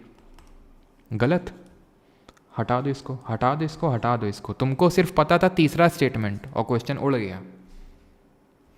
विधवा विवाह उत्तेजक मंडल, अब एक्चुअल में जो विडो रीमैरिज एसोसिएशन है ये 2 बनते हैं, विडो रीमैरिज एसोसिएशन। पहले तो विडो रीमैरिज, ध्यान रखना, एक्ट कब पास हुआ तो कोई बताएगा, और उसमें मेन किसका रोल रहा था? तो विडो रीमैरिज एसोसिएशन दो बने थे। एक तो बना था 1851 1853 के टाइम पे, ठीक है, ये बनाया था विष्णु शास्त्री पंडित जी ने। ये जो यहाँ पे विधवा विवाह उत्तेजक मंडल लिखा हुआ है, ठीक है, ये अभी बताते हैं। ये पहली बात तो विष्णु शास्त्री पंडित जी ने बनवाया था 1853 में, एंड देन 1861 के टाइम पे बनवाया था MG रानाडे जी ने, ठीक है, महादेव गोविंद रानाडे, ठीक है। और MG रानाडे, ध्यान रखिएगा ये चीज़, प्रार्थना समाज से एसोसिएटेड थे। प्रार्थना समाज कब बनती है, कौन बनाता है, ये भी बता दीजिए। और जो विडो रीमैरिज एक्ट पूरा लिखेंगे जो नोट्स बना रहे हैं, ये हुआ था 1856 1856 में पास हुआ था। किसके टाइम पे हुआ था? ये डलहौजी के टाइम पे हुआ था। और मेन एफर्ट्स किसने मारे थे इसमें? मेन एफर्ट्स मारे थे ईश्वर चंद्र विद्यासागर जी ने। ईश्वर चंद्र विद्यासागर जी के एफर्ट्स थे इसमें। और प्रार्थना समाज 1867 आत्माराम पंडुरंग,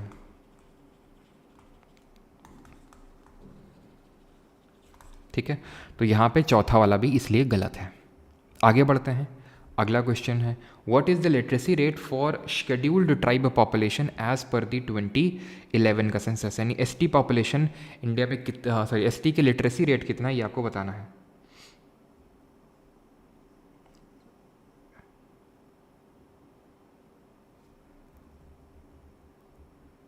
अरे हाँ यार, ये क्या लिख दिया मैंने, 50 में एग्जीक्यूटिव एंड जुडिशरी है।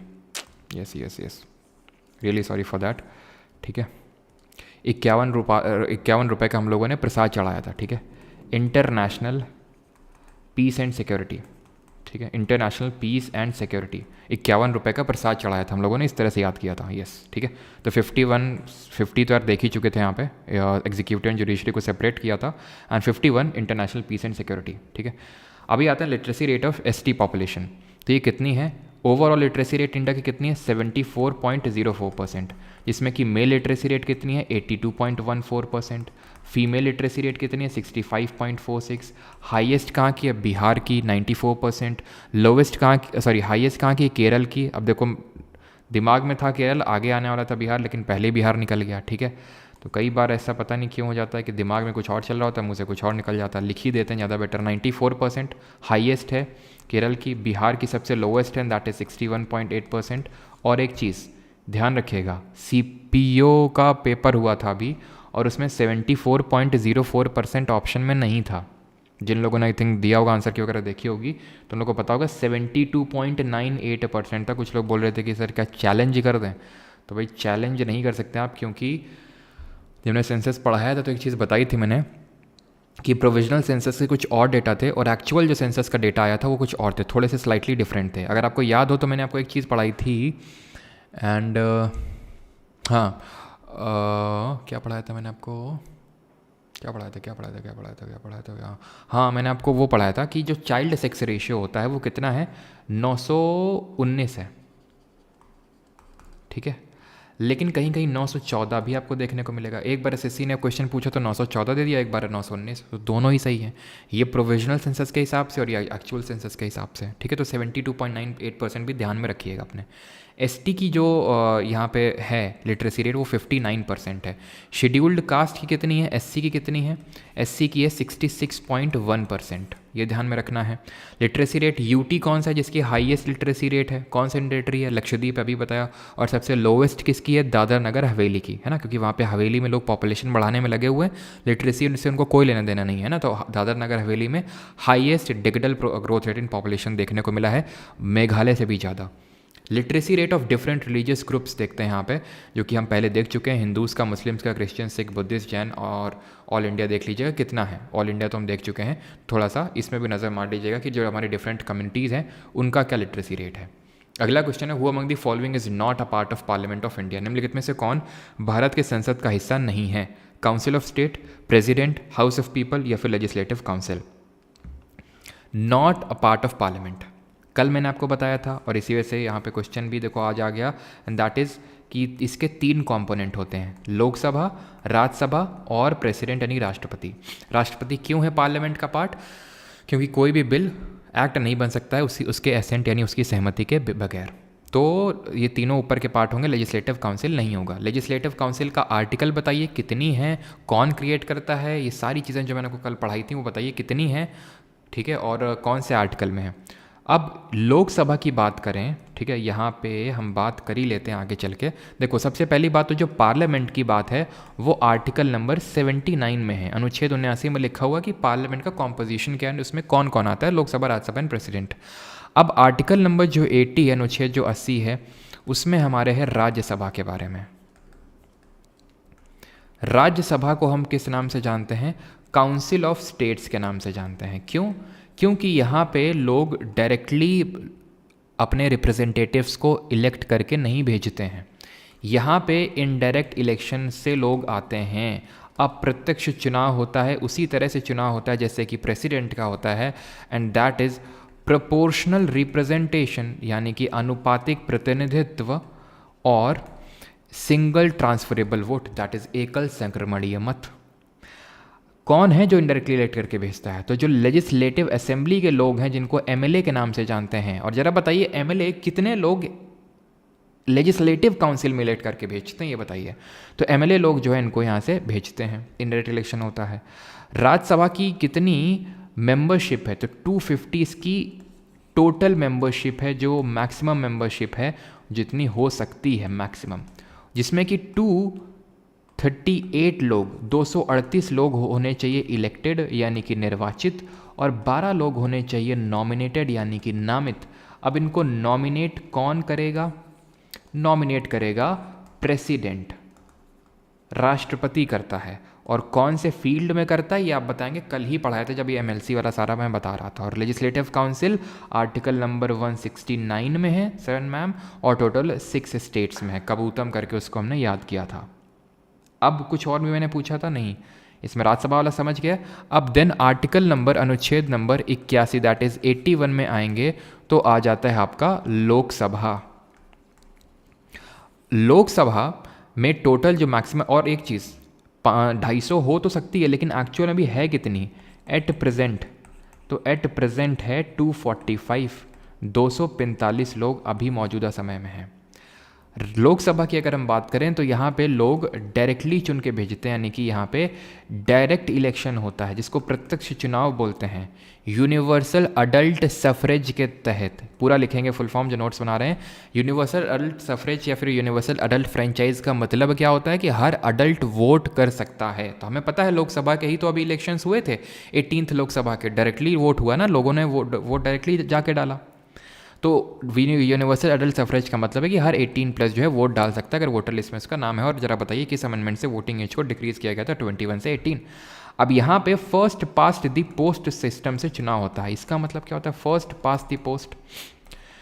इसका मतलब सर ये होता है जैसे मान लो ये 3 प्रत्याशी खड़े हुए हैं एक सीट में, ठीक है, जो भी इस पोस्ट को पहले पार कर लेगा वो जीत जाएगा। मतलब ये होता है यहाँ पे कुछ ऐसा नहीं होता कि आपको इतने वोट लाने पड़ेंगे तभी डिक्लेयर किया जाएगा कि आप जीत गए। अगर आप इससे एक वोट से भी, मान लेते हैं लाखों वोट पड़े हैं, मान लो इसको मिला है 1 लाख वोट और तो इसको, और ये भाई साहब को मिला है 1,01,000 वोट, तो 1 वोट से जीत जाएंगे। यानी कि विनर टेक्स ऑल, इनको घुइयाँ भी नहीं मिलेगी और इनको सब कुछ मिल जाएगा। समझ रहे हैं आप? क्यों नहीं मिलेगी घुइयाँ इनको? क्योंकि इनका 1 वोट मात्र कम पड़ गया। तो उससे फ़र्क नहीं पड़ता 1 से हारे हैं चाहे 1 लाख से हारे हैं, हारे मतलब हारे और जीते मतलब जीते। फर्स्ट पास दी पोस्ट।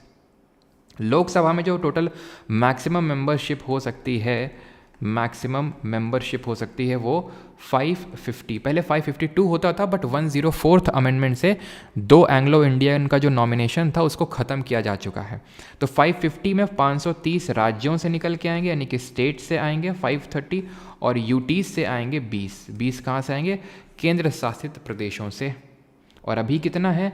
अभी करंट में 543 है, ठीक है। सीट्स वेकेंट है, वो पीओके ईओके या फिर इन फ्यूचर जो हम टेरिटरी ऑक्यूपाई करेंगे, भारत में हिस्सा लाएंगे तो उनको रिप्रेजेंटेशन देने के लिए। अब लोकसभा को इसीलिए हम हाउस ऑफ पीपल बोलते हैं क्योंकि यहाँ पे लोग डायरेक्टली चुने जाते हैं, और उसको हम काउंसिल ऑफ स्टेट बोलते हैं राज्यसभा को, बिकॉज वहाँ पे स्टेट्स के एमएलए जो होते हैं वो चुन के भेजते हैं स्टेट लेजिस्लेटिव असेंबली से। लोकसभा की बात करें, इसको हम लोअर हाउस यानी कि निचला सदन के नाम से भी जानते हैं, तभी उस पिरामिड में मैंने उसको नीचे ड्रॉ किया था। और राज्यसभा को हम अपर हाउस या फिर परमानेंट हाउस के नाम से जानते हैं, अपर हाउस या फिर परमानेंट हाउस। परमानेंट हाउस क्या होता है? परमानेंट हाउस वो होता है जहाँ पे सारे लोग एक साथ नहीं जाते हैं। ये चर्चा हम कल इसमें ले लेंगे और वहाँ पे चर्चा आगे बढ़ा लेंगे, ठीक है। अभी के लिए सिर्फ इतना ही। तो not a part of parliament, legislative council. आगे बढ़ते हैं। Two states is a novel written by whom among the following authors. Two states निम्नलिखित किसके द्वारा लिखा गया एक उपन्यास है? सभी जानते हैं, ठीक है। किरण देसाई की कौन कौन सी हैं? Inheritance of loss. Inheritance of loss इनकी सबसे फेमस किताब का नाम है, जरा बताइए। फास्टिंग फीस्टिंग किसकी है? The complete adventures of Feluda किसकी है? जो कि ये कल बताई थी मैंने आपको बताना है। चेतन भगत इसका सही आंसर होगा। मैंने आपको बताया था जहाँ भी न्यूमेरिक्स देखने को मिल जाएंगे। Two states, one night at call centre, one Indian girl, 3 mistakes of my life, 5 point someone, सब में कुछ ना कुछ न्यूमेरिक्स है ना, 2, 3, 5, 1, वो चेतन भगत की होंगी। 400 डेज ऐसे करके एक बुक है इनकी। अरुंधति रॉय की कल मैंने आपको बताई थी, जो कि गॉड ऑफ स्मॉल थिंग्स है, ठीक है। Ministry of utmost happiness, ministry of utmost happiness, an ordinary man's guide to empire, an ordinary man's guide to empire, ये सारी अरुंधति रॉय की बुक्स हैं। फास्टिंग फीस्टिंग किसकी है? अनीता देसाई की है, ठीक है। अनीता जी की कौन सी है? Fasting feasting. और जो दूसरी मैंने पूछी थी कौन सी? The complete adventures of Feluda. तो भाई कुछ लोगों ने मुझे बताया फेलूदा का मतलब क्या होता है कल कमेंट सेक्शन में, है ना। जो डिटेक्टिव होता है उसका बोलते हैं फेलूदा, ठीक है। जैसे बोलते हैं ना दादा, सौरव गांगुली को दादा, है ना, तो वहाँ पे दा शब्द का यूज़ करते हैं वेस्ट बंगाल में। तो ऐसे फेलूदा ये किसकी है? ये है हमारी सत्यजीत रे जी की, ठीक है। सत्यजीत रे जो कि काफ़ी बड़े मतलब फिल्म डायरेक्टर थे। Dash is not a part of the union executive. संघीय कार्यकारिणी का हिस्सा कौन नहीं है? प्राइम मिनिस्टर नहीं है, प्रेसिडेंट नहीं है, सुप्रीम कोर्ट नहीं है, या फिर काउंसिल ऑफ मिनिस्टर्स नहीं है। यस, बिल्कुल पेन पिंटर अवार्ड मिला है बिल्कुल अरुंधति रॉय को रिसेंट में। लेकिन जैसे मैंने बताया रिसेंट का है तो एसएससी नहीं पूछेगा 2024 में, 2025 का अगर आप दे रहे हैं तो पूछ सकता है, ठीक है। Union executive. अब यूनियन एग्जीक्यूटिव में कौन कौन आता है बड़ी आहिस्ते से समझना। पार्लियामेंट तो तुम आज समझिए कौन कौन आता है। यूनियन एग्जीक्यूटिव में आता है आपका, ये समझ लो पहली बात तो, जो पार्ट 5 है संविधान का, जो भाग 5 है वो यूनियन के बारे में ही बात करता है, ठीक। अब पार्ट 5 है, आर्टिकल नंबर 52 से स्टार्ट होता है, अनुच्छेद 52 से स्टार्ट होता है ये, ठीक। और जाता कहाँ तक है? 151 तक जाता है। राष्ट्रपति से शुरू होता है और CAG, controller and auditor general पे जाके ख़त्म होता है ये, ठीक।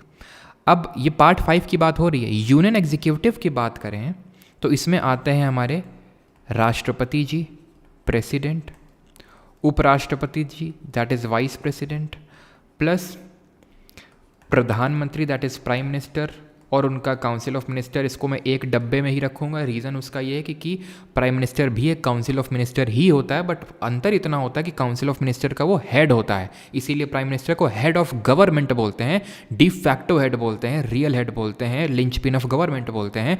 प्रेसिडेंट को अगर हम बात करें, president is the head of state या फिर कंट्री का हेड बोलते हैं, ठीक है।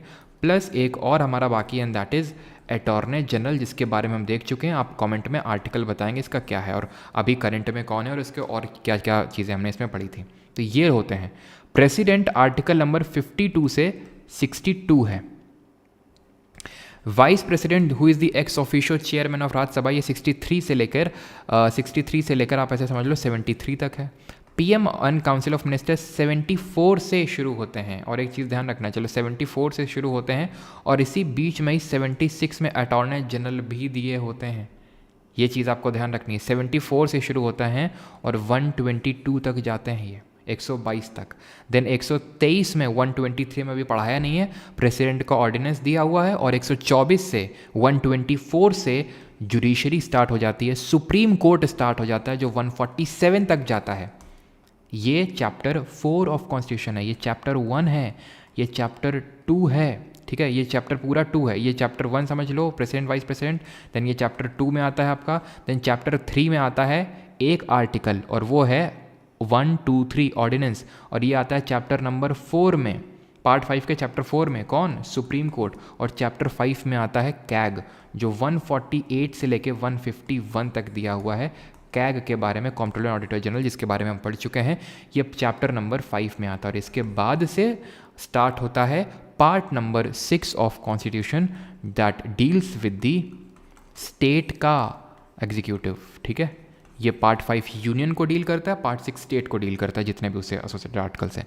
Attorney general highest law officer of the country, ठीक है। He advises the government on the legal matters. Article number 76 of the constitution. First was MC Setalvad, जो पहले लॉ कमीशन के चेयरमैन भी थे। पहले लॉ कमीशन का तो वैसे मैकॉले था, जो 1833 के चार्टर एक्ट से 1835 में लॉ कमीशन का चेयरमैन बना था। लेकिन पोस्ट इंडिपेंडेंस बात करें, MC सेतलवाद वही पहले अटॉर्नी जनरल में थे और करंट में R वेंकटरमणी हैं। और 76 के क्लॉजेस तुम्हें पता होने चाहिए, जैसे पहले में अपॉइंटमेंट दिया हुआ है, दूसरे में दिया हुआ है कि गवर्नमेंट को लीगल मैटर्स में एडवाइज करेगा, ठीक है। तीसरे में दिया हुआ है कि ये कहीं पे भी गवर्नमेंट को किसी भी कोर्ट में रिप्रेजेंट कर सकता है। चौथे में ये है कि प्लेजर ऑफ प्रेसिडेंट तक ही सर्व करेगा। तो ये चारों क्लॉजेस पता होनी चाहिए जो हम डिस्कस कर चुके हैं। तो नॉट अ पार्ट ऑफ ये है सुप्रीम कोर्ट, ये यूनियन एग्जीक्यूटिव का पार्ट नहीं है। ऐसे ही अगर स्टेट एग्जीक्यूटिव का पूछ लूँ तो क्या आंसर हो जाएगा? प्रेसिडेंट की जगह वहाँ पे गवर्नर हो जाएगा, वाइस प्रेसिडेंट की जगह वहाँ पे वाइस गवर्नर नहीं होगा, क्योंकि वाइस गवर्नर करके कोई पोस्ट नहीं होती है, तो बस यही नहीं होगा वहाँ पे, ठीक है। और PM की जगह CM हो जाएगा, काउंसिल ऑफ मिनिस्टर। और ज़रा बताइए कौन सा आर्टिकल है जो बोलता है कि prime minister council of minister का हेड होगा? कौन सा आर्टिकल है? और अटॉर्नी जनरल की जगह एडवोकेट जनरल हो जाएगा, आर्टिकल नंबर 165 के तहत। और आर्टिकल नंबर 74 बोलता है कि प्राइम मिनिस्टर हेड होगा काउंसिल ऑफ मिनिस्टर का। And the last question, who among the following was the founder of the Indian association for the cultivation of science in 1876, an institution devoted to the pursuit of the fundamental research in the frontier areas of basic sciences. Indian association 1876 में बना था। Do not confuse it with the Indian national association, जो again 1876 में ही बना था। ये जो बनवाया था 1876 में साइंस को प्रमोट करने के लिए महेंद्र लाल सरकार जी थे हमारे। और इंडियन नेशनल एसोसिएशन जो दूसरा बना था, ये नेशनल एसोसिएशन 1876 में ही बना था। इसको बनवाया था सुरेंद्र नाथ बनर्जी और आनंद मोहन बोस। इनको कांग्रेस का अर्ली फाउंडर भी हम बोलते हैं, पता है आपको, कांग्रेस का। और कांग्रेस के मॉडरेट सेक्ट में आते थे ये, ठीक है, आनंद मोहन बोस, ये नाम आपको याद रखना है, ठीक। तो यहाँ पे होता है हमारा ख़त्म और टाइम फॉर शॉट। पहला क्वेश्चन, एशियन एथलेटिक्स चैंपियनशिप 2023 ये कहाँ पे हुई? मलेशिया में, उज़्बेकिस्तान में, थाईलैंड में या फिर साउथ कोरिया में? बताइए। वर्ल्ड एथलेटिक्स चैंपियनशिप कहाँ पे हुई? जल्दी से बताइए। Malaysia, Uzbekistan, Thailand, south Korea. तो हुई आपकी थाईलैंड में। ऑप्शन नंबर B यहाँ पे सही आंसर होगा। सर वो मैंने करेक्ट करवा दिया था, ठीक है, वो मैंने करेक्ट करवा दिया था जो DPSP वाला था, ठीक है। वो गलती से मैंने वहाँ पे इंटरनेशनल पीस एंड सिक्योरिटी की जगह separation of judiciary and executive लिख दिया था, ठीक है। तो थाईलैंड यहाँ पे सही आंसर होगा, ऑप्शन नंबर C। अब यहाँ पे इंडिया की पोजीशन क्या रही,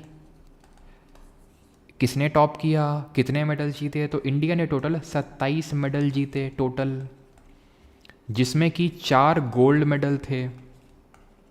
वो 4 गोल्ड मेडल किसने दिलाए, ये पूछने के चांसेस हैं, याद रखिएगा, क्योंकि ये टोटल 4 साल बाद हुआ। वैसे तो एक बाईइनियल इवेंट है, यानी कि 2 साल में एक बार होना चाहिए, लेकिन ये कोविड की वजह से टल गया था, तो 4 साल बाद ही हुआ। 4 गोल्ड मेडल जो है इंडिया ने जीते। और उसमें किसने किसने जीते? ज्योति यर्रा जी ने जीता। किसमें, किस इवेंट में जीता इन्होंने? 100 मीटर का जो हर्डल्स होता है उसमें। फिर एक गोल्ड मेडल जीता हमारे अब्दुल्ला जी ने, अबू बाकर, ये इन्होंने जीता मेंस का ट्रिपल जंप, ठीक है, ये ट्रिपल जंप में जीता, मेंस ट्रिपल जंप। फिर एक हमारी थी मैम पारुल चौधरी, इन्होंने जीता विमेंस 300 मीटर स्टीपल चेस में, women 300 metre steeplechase. And चौथे हमारे एक सेकेंड, एक तो ज्योति जो हो गई, अब्दुल्ला बाकर जी हो गए, पारुल जी हो गई, और एक हाँ तजिंदर पाल सिंह जी थे, ठीक है, तजिंदर पाल सिंह, इन्होंने शॉट पुट, तजिंदर पाल सिंह ने जीता शॉट पुट ज़रा कोई बताएगा शॉर्ट पुट का वेट कितना होता है? शॉर्ट पुट वो जो गोला सा नहीं होता बड़ा सा, उसको बोलते हैं। और हाँ, एक और गोल्ड आया था, तो 4 क्यों 5 हो जाएंगे फिर तो, ठीक है 5 हो जाएंगे ना फिर तो, 5 गोल्ड मेडल हो जाएंगे, 1 2 3 4, और एक जीता था हमारा एक मिक्स्ड 4x400 मीटर का रिले टीम होता है, ठीक है। रिले जो रेस होती है तो उसमें 4 लोग होते हैं, ठीक है। तो अब 4 लोग होते हैं तो मुझे नहीं लगता है कि 4 लोगों के नाम पूछेगा, ठीक है। और मुझे याद भी नहीं है सही पूछूं तो, ठीक है। तो इस वजह से अगर आपको नाम जानने हो तो आप देख लीजिएगा एक बार गूगल करके, लेकिन मेरे हिसाब से तो शायद नहीं पूछेगा, ठीक है। चलो तो एक सेकेंड, मैंने क्वेश्चन पूछा था शॉर्ट पुट का वेट कितना होता है, ठीक है। शॉर्ट पुट का वेट, अब ये मेन के लिए भी होता है और वेमेन के लिए भी होता है, ठीक है। तो मेन के लिए तो होता है 7.26 kg और वेमेंस के लिए होता है 4 kg, ठीक है। आगे बढ़ते हैं। Which of the following won the Dilip trophy? Dilip trophy किससे एसोसिएटेड है? ये क्रिकेट से एसोसिएटेड है, ठीक है। 6 गोल्ड है, 6 तो नहीं है यार, 5 ही आए हैं, इतना मुझे पता है, 5 यही लोग लेके आए, ठीक है। दिलीप ट्रॉफी हो गई, देवधर ट्रॉफी हो गई, ठीक है। दिलीप हो गई, देवधर ट्रॉफी हो गई, और कौन कौन सी पढ़ी थी हमने? ईरानी ट्रॉफी पढ़ी थी, रणजी पढ़ी थी, विजय हजारे पढ़ी थी, ठीक है। ज़रा बताइए आगा खां और रंगा स्वामी किससे एसोसिएटेड हैं, ठीक है। आगा खां और रंगा स्वामी कप किससे एसोसिएटेड है? रंगा स्वामी कप। तो ये क्या आंसर होगा इसका? इसका आंसर होगा साउथ जोन। इन्होंने वेस्ट जोन को हराया था, ठीक है। साउथ जोन ने वेस्ट जोन को हरा के दिलीप ट्रॉफी जीती। और ये दोनों किससे एसोसिएटेड हैं? ये दोनों हैं हॉकी से। फुटबॉल के क्या क्या हैं? Rovers cup, medical cup, Subroto cup, और हमने पढ़ा था एक और कप, कौन सा? BC रॉय ट्रॉफी जो अंडर 15 के लिए होती है, वो पढ़ी थी। और एक और पढ़ी थी बुर्दवान कप। एक तो होता है बुर्दवान कप और एक होता है बुर्दवान शील्ड।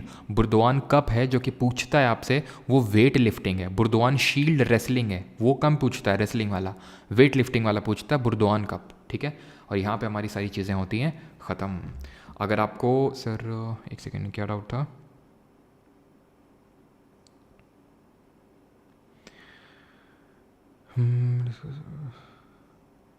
डिस्कस थ्रो का वेट, डाउट तो तुमने एकदम बहुत सही समय पे सही डाउट पूछा है वैसे तुमने, कैसे इस पे क्वेश्चन भी आया है अभी रिसेंट में, ठीक है।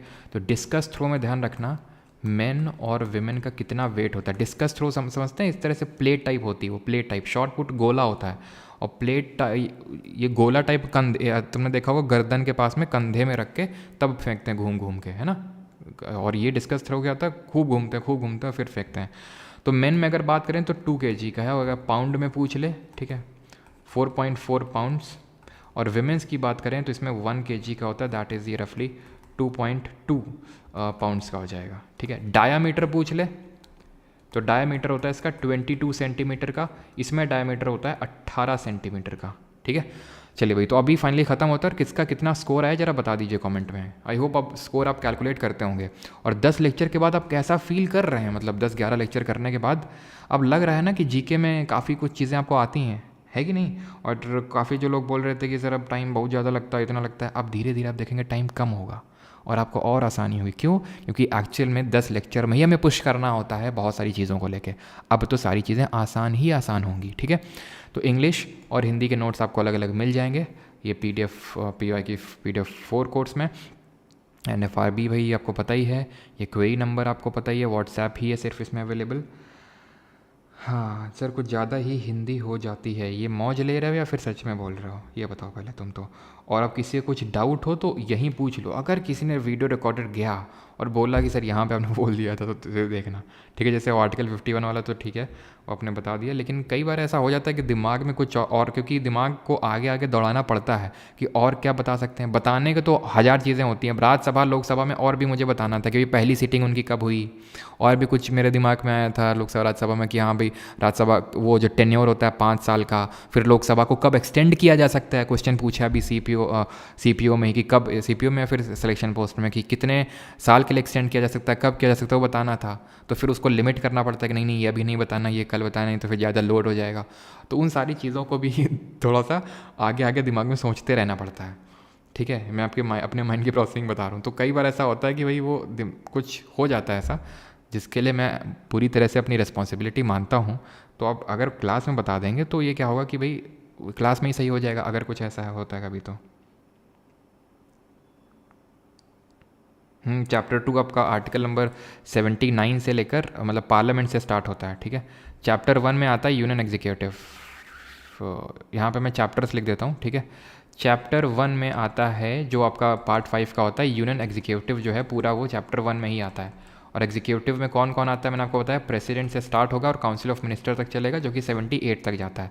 देन चैप्टर 2 में आपका आता है पार्लियामेंट, ठीक है। पार्लियामेंट में अगर हम बात करें तो आर्टिकल 79 से 122 तक जाता है। जब चैप्टर 3 की अगर बात करें तो इसमें आपका ऑर्डिनेंस है, ठीक है, प्रेसिडेंट का ऑर्डिनेंस जो अब नहीं पढ़ाया मैंने। एंड देन चैप्टर 4 में आता है सुप्रीम कोर्ट। देन चैप्टर 5 में आता है कैग। ये आपका 124 से लेके 147, ये आपका 147 148 से लेके 151 तक, ठीक है।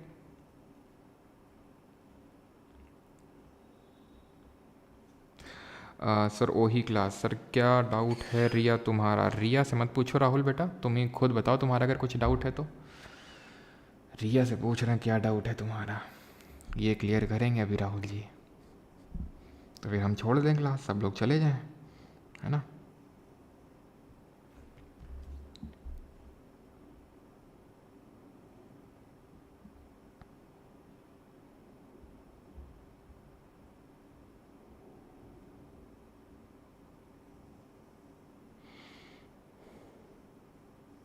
अच्छा 7 गोल्ड जीते हैं क्या इंडियन में एशियन एथलेटिक्स चैम्पियनशिप में? चलो एक बार मैं कंफर्म कर लूँगा, मेरे हिसाब से तो ये 5-6 मुझे याद आ रहे हैं। एक सेकेंड एक सेकेंड एक सेकेंड एक सेकेंड एक सेकेंड एक सेकेंड, ये तुम एशियन अंडर 20 की तो बात नहीं कर रहे हो तुम लोग भाई, एशियन एथलेटिक्स की बात हो रही है। एशियन अंडर 20 में एथलेटिक्स में जीते थे हम लोगों ने 7 गोल्ड मेडल। तो तुम लोग ऐसा तो नहीं ओवर कॉन्फिडेंट हो गए कि हमने ये बोल दिया है कि अगर कुछ कुछ ऐसा लगता है तो बता दिया करो, तो तुम हर चीज़ में तुम्हारा दिमाग लग रहा हो कि यहाँ भी है वहाँ भी है ना, इतना भी दिमाग नहीं लगाना है, ठीक है। कभी कभी किसी लेक्चर में हो जाता है, इसलिए मैं बोल रहा हूँ कि अगर किसी को होता है तो वो बता दिया करे, है ना। उसमें वो एशियन अंडर 20 एथलेटिक्स में जीते थे इंडिया ने 7 गोल्ड मेडल। वही वही लेक्चर ख़त्म किया जाए भाई, क्यों भाई, वही वही ध्यान सेशन को रिकॉर्डिंग अपलोड कर दिया करो। ढंग से हुई नहीं थी सुरेंद्र, ठीक है, टेलीग्राम पे हो रही है ना ध्यान सेशन, तो इसी वजह से वो थोड़ा सा ढंग से रिकॉर्डिंग हो नहीं पा रही थी। वो 1-2 दिन में चीज़ें स्ट्रीमलाइन हो जाएंगी तो फिर हो जाएगा, ठीक है। मार्क्स क्यों नहीं बढ़ रहे हैं बेटा? हमें फ़र्क नहीं पड़ता है तुम्हारे मार्क्स बढ़ रहे हैं नहीं बढ़ रहे हैं, हमें फ़र्क पड़ता है तुम लेक्चर ले रहे हो, तुम 2 बार रिवीजन कर रहे हो, एक्चुअल एग्ज़ाम में नंबर बढ़ेंगे, ठीक है। यही बात मैंने सीजीएल मेन से पहले कही थी, जाके सर्च कर सकते हो परमार एसएससी टेलीग्राम पे, अश्नीरी ग्रोवर एक पोस्ट मिलेगा तुमको, वहाँ पे देख लेना मैंने क्या लिखा था। मुझे फ़र्क नहीं पड़ता है कि कौन से मॉक में कितने नंबर आ रहे हैं तुम्हारे, मैं मॉक के लिए आपको यहाँ नहीं पढ़ा रहा हूँ, मैं एक्चुअल एग्ज़ाम के लिए पढ़ा रहा हूँ, ठीक है।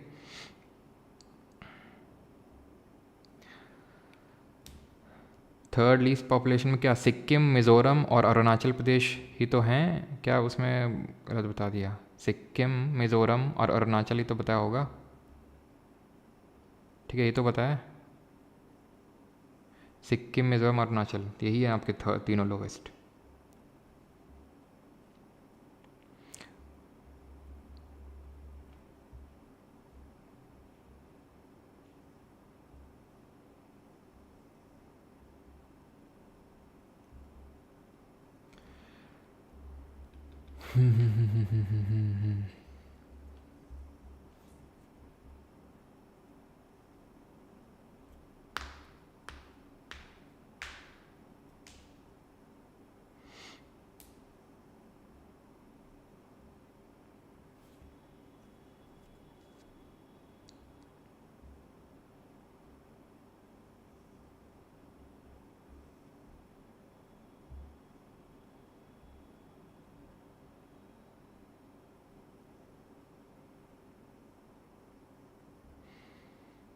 एक second sir, 6 gold according to, यहाँ पे एक बार काउंट कर लेते हैं। ज्योति राजी 1, 2, अब्दुल्ला बॉकर, पारुल चौधरी 3, जितेंद्र पाल सिंह, यस। यहाँ पे एक और गोल्ड मेडल था, ठीक है, 7 नहीं होंगे 6 होंगे, ठीक है, 7 नहीं होंगे 6 होंगे, जो आप लोग बोल रहे हो 7 अंडर 20 में जीते थे, 6 होंगे यहाँ पे, 5 नहीं 6 यहाँ पे करो। एक और वही नाम मिस हुआ and that is Ajay Saroj ji का नाम। ठीक है, एक और नाम ऐड करेंगे, अजय सरोज। अजय सरोज ने जो है जीता है मेंस 1500 मीटर में। ठीक है, मेंस 1500 मीटर इवेंट में जीता है अजय सरोज जी ने। यस, 5 गोल्ड मेडल थे, सॉरी 6 गोल्ड मेडल थे, माय बैड। ठीक है, तो इसको करेक्ट कर लेंगे, 6 गोल्ड मेडल थे, एक ये मिस हो गया था अजय सरोज जी का 1500 मीटर वाला। Yes sir. आनंद किसने स्टार्ट, क्या चीज़ सर लास्ट में? अन्नपूर्णा देवी ईश्वर बहार। यस, अन्नपूर्णा देवी ईश्वर बहार से एसोसिएटेड है। यस